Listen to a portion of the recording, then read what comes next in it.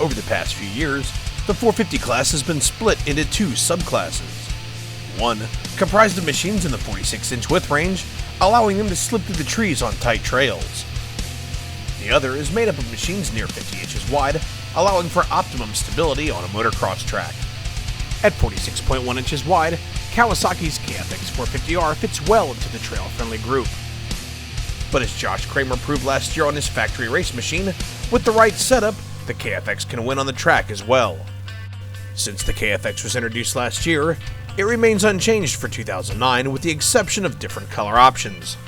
The lime green version now sports green fender extensions for a smoother, cleaner look.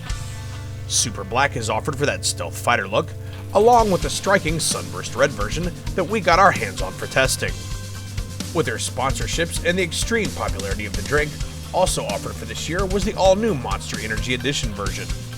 The KFX is powered by a water-cooled 449cc 4-stroke motor with a bore and stroke of 96 by 62.1 millimeters. The 4-valve double overhead cam engine uses titanium valves with aluminum valve spring retainers for faster revving and better high RPM reliability. The spark-arrested exhaust system also features a lightweight titanium header tuned for good low-end and mid-range acceleration. A 5-speed transmission with manual clutch handles shifting duties, and trail riders and woods racers alike will appreciate the KFX450R's reverse gear. Kawasaki was the first to offer reverse on their 450, and only 2 other manufacturers have followed suit. Feeding fuel to the engine is a 32-bit digital fuel injection system featuring a 42mm key-in throttle body. The fuel injection system provides trouble-free cold starts and allows the machine to be operated at different temperatures and elevations without the need to rejet. The KFX features a stout-looking aluminum chassis.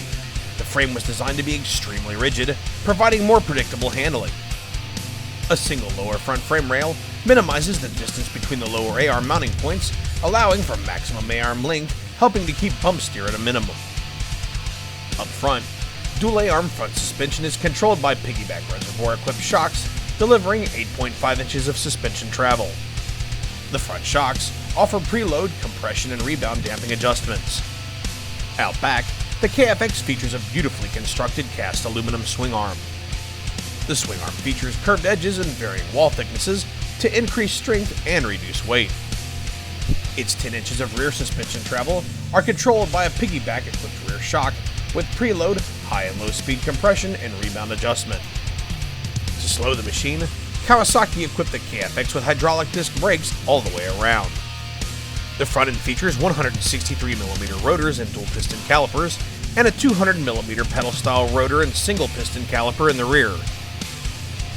Kawasaki added reinforcing rings to the inside of the rear rims, adding strength and more hardcore off-road appeal to the machine. The aluminum rims are wrapped in 21/710 front and 2010-9 rear Dunlop tires. A number of nice features stand out on the KFX, including Renthal fat bars and a seat cover with high-grip side panel material. The airbox can be accessed for maintenance in seconds, and the lights can be easily removed for closed-course racing.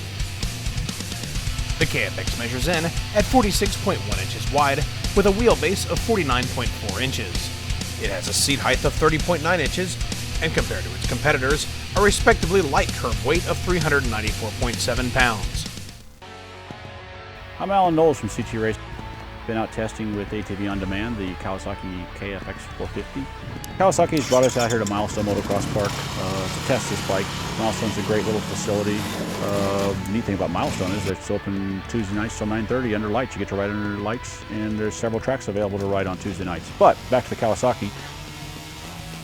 You can come off the bottom well. This bike, and it doesn't, you can rev it, but it doesn't make horsepower. You're better off to shift the thing. In stock fashion, the way we're testing it, it's just a little bit down on power for making some of the jumps. I'm flat footing the thing, giving it all it has, and just getting the front wheels over stuff. Power curve is, like most fuel injected bikes, very linear. You can just stab the throttle when you get into the corner. It allows you to, almost like traction control, floor it early to start getting run so you can make the most of the jumps. Probably on the short side of what most of us would like to have for a motocross bike. I kind of find the number that works extremely well to make a bike a good motocrosser for the local guy. You can win at the local races, fun to ride. 50 horsepower. So you 48, 50 horsepower, get into that range, then you're not going to go any faster. So, you know, this is an easy bike. If you buy this and you are a motocross guy, buy the things that it takes to get you to that number, and you'll be happy with it. Bike shifts well, clutch is good clutch, smooth. I kind of, even though you're not supposed to on four strokes, I tend to live off my left hand a little bit. I slide the clutch a little bit. It's just built into the way that I ride bikes. So the clutch action has been good in the Kawasaki, and I haven't burned one out yet. And then it comes stock with a quick change clutch cover, so that's a cool feature. So if you do spin the clutch out of it, you just throw a new one in, no big drama. This was not a great track for testing straight line. We didn't get a lot of speed, and again, it doesn't have a lot of braking zones, so it doesn't give you the true feeling what the bike does or doesn't do. Cornering, bike's fine, slides the corners well, had no problem there. I know from prior experience that the front end is a little bit soft for the way that I ride, and as much front brake as I use, and turns, because it's soft, it dives in and gets a little bit twitchy. Kawasaki comes narrow compared to some of the current entries, which is a positive if you're riding tight trails. And again, you know, if you're looking for a bike for tight trails and you want reverse, which goes hand in hand with tight trails, and fuel injection goes with that, it's got all that.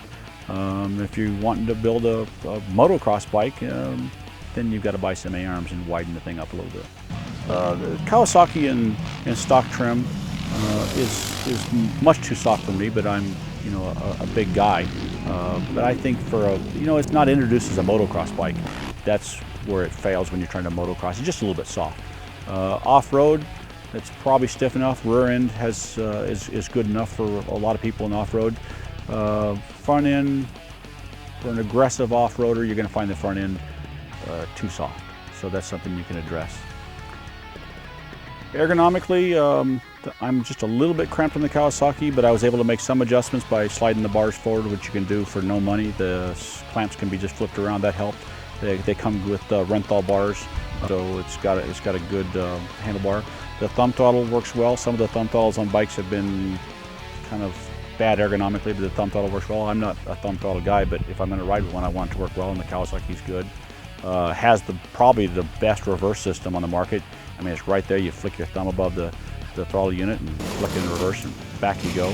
The seat's a little bit hard on the Kawasaki. Again, those are just little bolt-on things. So everybody can have a little bit of a different need, and going to contour it to their likings. Brakes work well. Stock trim. They've got a dual piston front brake, single piston rear. That's all the guy really needs. Got all the brakes you need for the off-road type stuff that the bike was intended for. If you got good dealer support, you like your Kawi dealer, you like a Kawi, or you need a bike with reverse, it's the bike to go to. No problem there. I haven't been hearing a lot of durability issues with it. You know, some of the other bikes we've heard of some gearbox issues or things like that. I really haven't heard of any big issues. And the time that I've had on the mod bikes, we haven't had any issue with the Kawasaki. So I think as a platform to build what you want your bike to do from, it's a perfect option, and arguably for a lot of, maybe the best option. In the form that it comes in, stock trim, there's not one bike out there, with the exception of maybe like the KTM that cost $1 billion, that you don't have to contour to how you ride and what you need. If you're a person that rides, especially trails, this is arguably the best bike for a trail bike. Again, it has reverse, has a smooth power curve. You just get on the thing and ride it. You don't have to do a whole bunch to it. So if you're riding, you don't need a wide bike, you want a narrow bike, this is going to be the entry for you.